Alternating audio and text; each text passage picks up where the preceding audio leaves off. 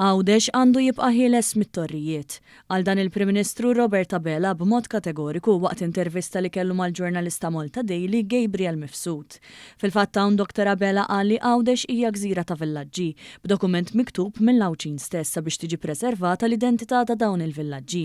Hawn huwa nnota l-politika differenti bejn il-Gvern u l-Oppożizzjoni, fejn fil-waqt li l-Gvern qed jimbotta l-Għawdex bħala gżira ta' villaġġi, l-Oppożizzjoni Nazzjonalista qed timbotta l-kunċett li għandu jkun hemm torrijiet f'Għawdex, kif kien Gvern Laburista li elimina l-possibilità ta' torrijiet f'Għawdex. Għandna politika li hija differenti. F'numru ta' setturi li hija differenti, dan qed nitkellmu meta għadna fl-infanzja ta' tmexxija tiegħu.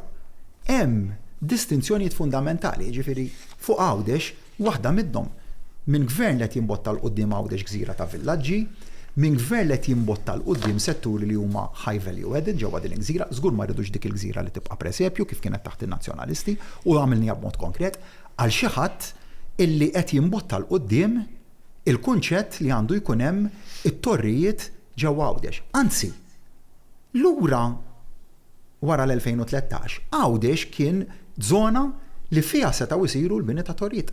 Aħna bħala gvern eliminajniha dik. Brabta mal-edukazzjoni il-Prim Ministru qal li pajjiżna jinsab imħejji bl-aħjar mod, kif sar investiment infrastrutturali u anke fir-riżorsa umana. Spjega wkoll kif matul din il-ġimgħa l-Gvern kellu laqgħa ta' konsultazzjoni ta' qabel il-baġit mal-Unjen Maltija għall-għalliema l-MUT, anke kif se jidħlu 220 għalliem u għalliema oħra, b'kundizzjonijiet aqwa milli qatt kienu b'rikonoxximent lejn is-servizz tagħhom. Dan fil-waqt li sar investiment ta' 6 miljun euro fl-infrastruttura edukattiva, b'160 proġett ta' manutenzjoni u modernizzar fatta skejjel. Dr. Abela żied jgħid kif ingħatat ukoll għodda diġitali lill-istudenti fosthom permezz ta' laptops. Meta mistoqsi brabta mal-immaniġjar tat traffiku l-Prim Ministru qal li pajjiżna huwa preparat bi pjan ċar kif it-tfal se jirritornaw lura lejn il-bank tal-iskola u bekk ikun hemm intensità aktar qawwija ta' traffiku. Tkellem dwar kif se jkun hemm fost l-oħrajn 80 uffiċjal imqassam fi 33 lokalità fil-peak hours. Dan fil-waqt li f'dan il-perjodu mhux se jkun hemm permessi għal xogħlijiet fit-toroq. Waħda mill-problemi li kienet ikollna meta tmur lura l-iskola kienet li jkollok numru ta' toroq li huma maqluwajn biex tagħmel il-xogħlijiet tal-bdil tal-cables.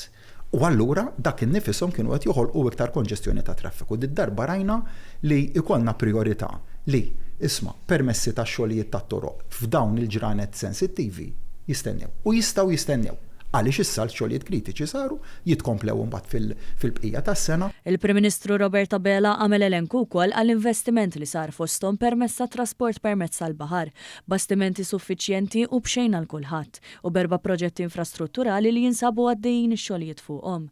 Dan fil-waqt li tkellem ukoll dwar il-possibilità ta' trasport tal-massa.